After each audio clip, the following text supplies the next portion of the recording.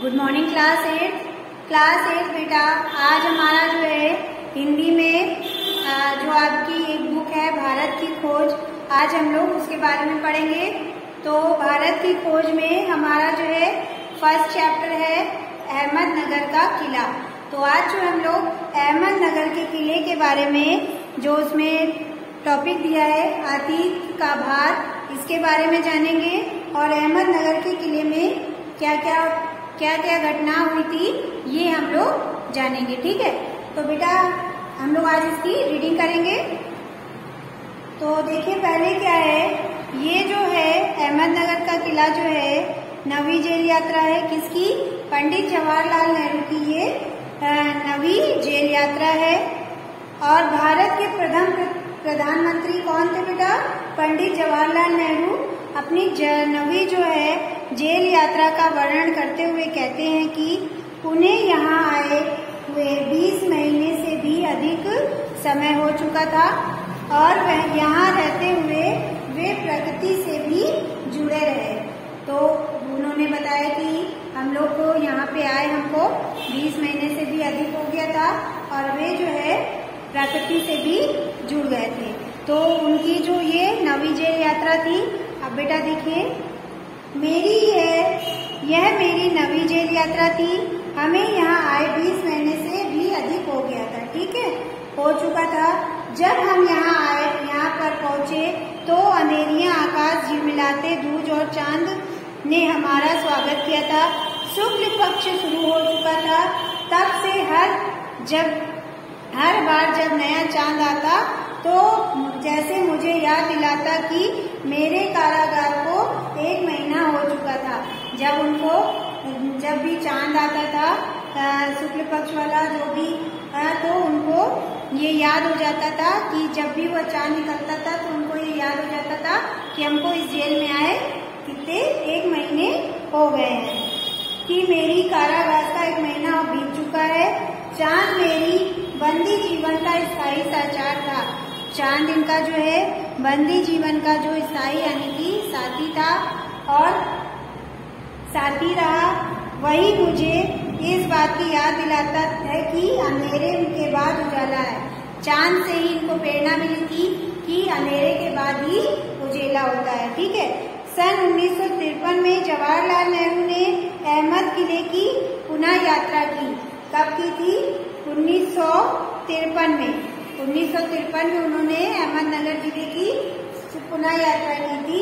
फिर अहमद किले की वह कक्ष जहां 1942 से 45 में जवाहरलाल नेहरू को रखा गया था। अहमदनगर जिले में जवाहरलाल नेहरू जी को कब से कब तक रखा गया था बेटा, अहमदनगर के किले में जो है उनको 1942 से 1945 में के बीच रखा गया था। ठीक है, तो उनको ये कारावास कब तक हुआ, 1942 से 1945 तक। अतीत का भार, अब देखिए दूसरे जेलों की तरह यह अहमदनगर के किले में भी मैंने बागवानी करना शुरू कर दी। इन्होंने वहाँ की जो मिट्टी और जो वहाँ पे जो खेत मतलब जो जमीन थी उस पे भी इन्होंने बागवानी करनी शुरू कर दी थी। मैं रोज कई घंटे तपती धूप में फूलों के लिए क्यारी बनाने में बिताने लगा। मिट्टी बहुत खराब थी, पथरीली और पुराने मलबलों अवशेषों से भरी हुई थी। चूंकि यह इतिहास स्थल है इसलिए अतीत में इसने कई युद्ध और राजमहलों को दुराभाषियों देखी है। यहाँ का इतिहास बहुत पुराना नहीं है। घटनाओं के दृष्टि से इसकी कोई विशेष अहमियत नहीं है। यहाँ का इतिहास बहुत पुराना नहीं है, यानी कि जो अहमदनगर का जो जहाँ किला बना है वहाँ का इतिहास बहुत पुराना नहीं था और जो है इसकी जो घटना है वो अहमियत नहीं रखती थी। ठीक है, पर इससे जुड़ी एक घटना आज भी याद की जाती है। इस किले से जुड़ी एक घटना ऐसी थी जो आज भी याद की जाती है।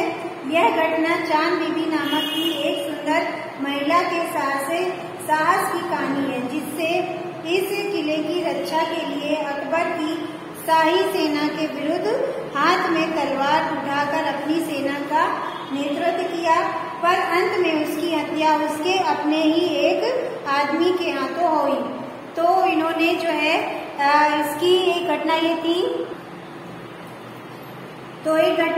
कि चांद बीबी नामक एक सुंदर महिला थी। उसने जो है इस किले की रक्षा के लिए अपना जो है क्या हाथ में तलवार उतारी थी, पर उसी के ही अपने एक साथी ने उसकी हत्या कर दी थी। ठीक है। खुदाई के दौरान हमने जमीन की सतह पर के बहुत नीचे दबे हुए प्राचीन दीवारों के हिस्से और कुछ गुंबदें और इमारतों के ऊपरी हिस्से मिले। हम बहुत दूर नहीं जा सकते क्योंकि ना तो अधिकारियों से इसकी मंजूरी मिली और ना ही हमारे पास इस काम की जारी रखने के साधन थे। मतलब कि उन्होंने बताया कि जो गुम्मद मिले थे, खुदाई में जो भी दीवारों के मिले थे, दीवार मिली थी, उनके बारे में और अधिक ये नहीं जान सकते थे क्योंकि ना तो किसी अधिकारी ने इनको ये बताया था और ना ही इनके पास कोई भी जारी हुक्म था। ठीक है। साधन थे। अब मैंने कुदाल छोड़ दी, हाथ में कलम उठा ली, पर मैं जब तक आजाद नहीं हो जाता और कर्म के माध्य में वर्तमान की ओर अनुभव का हिस्सा नहीं बना लेता, मैं उसके बारे में नहीं लिख सकता। जब तक मैं इस जेल से आजाद नहीं हो सकता और इसका अनुभव नहीं उठा सकता, तब तक मैं इसके बारे में कुछ भी नहीं लिख सकता हूँ। न ही पैगंबर की भूमिका अख्तियार कर मैं फिलहाल भविष्य के बारे में लिख सकता हूँ। बचा रहा अतीत, पर मैं उसके बारे में भी यह किसी इतिहास या विद्वान की तरह विद्वतापूर्ण शैली में नहीं लिख सकता। मैं पहले की ही तरह अपने आज के विचारों का क्रियाकलापों के साथ संबंध स्थापित करके ही उसके बारे में कुछ लिखना चाहता हूँ। उन्होंने बताया ना तो मैं किसी कवि की तरह और ना किसी विद्वान की तरह इसके बारे में लिखूंगा, मैं अपने विचारों की हर तरह के क्रियाकलापों की तरह ही इसको मैं। तो बेटा इसी तरह से वो अपने विचारों को अपने ही हिसाब से लिखना चाहते थे। गेट ने एक बार कहा था कि इस तरह का इतिहास लेखन अतीत के भारी बोझ से एक सीमा तक राहत दिलाता है। गेट ने एक बार कहा था कि इस तरह का जो इतिहास है वो अतीत के बोझ से एक सीमा तक राहत दिलाता है। जो अतीत का बोझ होता है वो अगर इस तरह का लेख लिखते हैं तो उससे राहत दिलाता है। ठीक है। तो बेटा ये हमारा जो है चैप्टर जो है अतीत का भाग हो गया है। अब हम कुछ क्वेश्चन आपको करवाते हैं, आप लोग इसको लिख लीजिएगा और कुछ क्वेश्चन हम इसके होमवर्क में देंगे। ठीक है। तो जैसे देखिए हम लोग जो है क्या करेंगे, मिलान कीजिए। कुछ शब्द हैं उनका आप इसमें मिलान कीजिएगा। तो इसको हम लिख देते हैं। तो बेटा ये देखिए का तथा खा शब्दों के का सही मिलान कीजिए। ये का और खा शब्द दिए हुए हैं, हमें इनका सही मिलान करना है। तो सही मिलान हमारा क्या है, देखिए पहला शब्द क्या लिखा है हमारा, दुर्भिसंधि। दुर्भिसंधि का क्या होगा बेटा, दुर्भिसंधि का होगा कुचक। ये हमारे पहले वाले का आंसर है।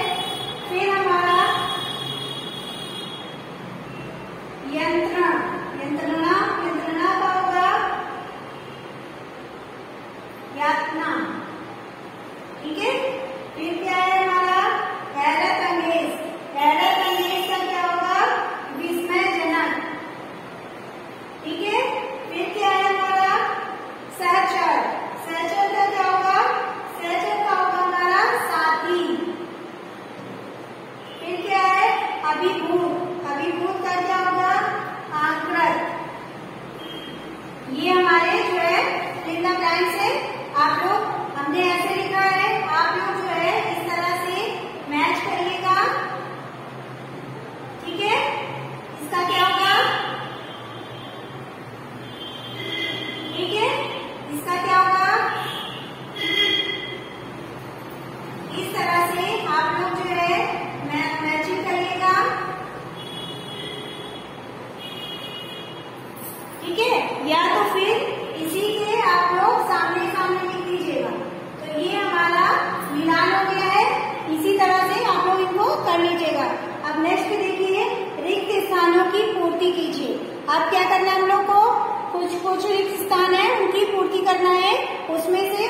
को छांटकर, ठीक है। कुछ शब्द दिए होंगे, उनको देखकर आपको उनकी पूर्ति करनी।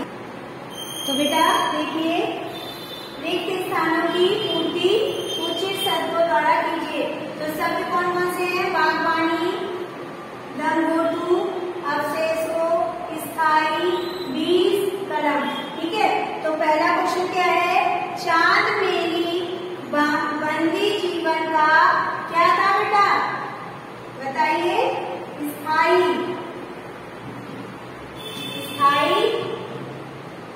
सहचर था, ठीक है। फिर हमें यहाँ आए कितने दिन हो गए थे? 20 महीने। 20 महीने से भी अधिक समय हो चुका था। फिर यहाँ अहमदनगर के किले में भी मैंने क्या की?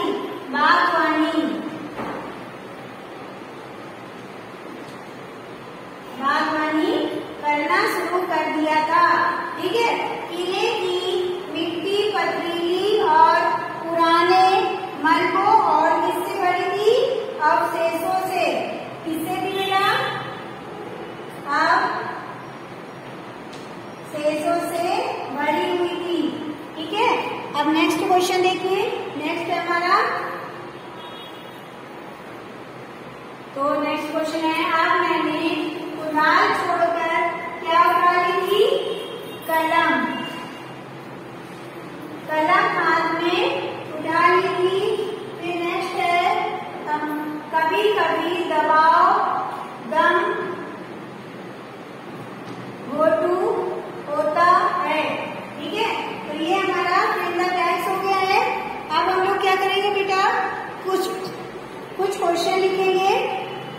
हम क्वेश्चन लिखेंगे, आंसर आप लोग इनको आंसर आप अपने आप से करिएगा, ठीक है। तो क्वेश्चन है मेरा, तो बेटा ये निम्नलिखित क्वेश्चनों के आंसर लिखने हैं। कुछ प्रश्न दिए हुए, इनके आंसर आपको खुद लिखने हैं, ठीक है।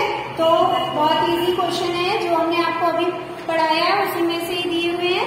तो पहला क्वेश्चन है, नेहरू जी कब से कब तक भारत के प्रधानमंत्री रहे? तो ये भी हमने आपको पढ़ाया था ना कि नेहरू जी कब से कब तक भारत के प्रधानमंत्री रहे? 1947 से 1964 तक, ठीक है। तो ये आपको बुक करना है। नेहरू जी को अहमदनगर किले में रखा गया तो वह उनकी कौन सी जेल यात्रा थी? कौन सी जेल यात्रा थी? ये भी आपको पता है बेटा, आप लोग ये आंसर अपने आप से कर लीजिएगा। फिर है, वहाँ उनका स्थायी सहचारी कौन रहा? उनका वहाँ पे जेल में कौन साथी था? कौन स्थायी सहचारी था? ये भी आपको पता है। अंधेरी रातों में किसने उनका स्वागत किया था? वही उनका स्थायी सहचारी था, ठीक है। फिर हमारा नेक्स्ट क्वेश्चन है, नेहरू जी को अहमदनगर किले में कब तक रखा गया? नेहरू जी को अहमदनगर किले में कब तक रखा गया था बेटा? बताइए। ये भी आपको स्वयं करना है। 1942 से 1945 तक रखा गया था, ठीक है। फिर नेक्स्ट क्वेश्चन है हमारा, अहमदनगर के किले की मिट्टी कैसी थी? जहाँ वो अहमदनगर के किले में बागवानी कर रहे थे, वहाँ की मिट्टी कैसी थी बेटा? आपको ये अभी हमने पढ़ाया है। तो वहाँ की मिट्टी जो थी पथरीली थी। बाकी सब आपको अपने आप से करना है। हमने थोड़ा सा आपको हिंट्स दे दिया और समझा दिया है, आप लोग इसके आंसर खुद से कर लीजिएगा। तो आज जो है हमारी क्लास ओवर होती है। कल की क्लास में हम लोग इसके आगे जो रह गया था पैराग्राफ, उसको पढ़ेंगे। Thank you class.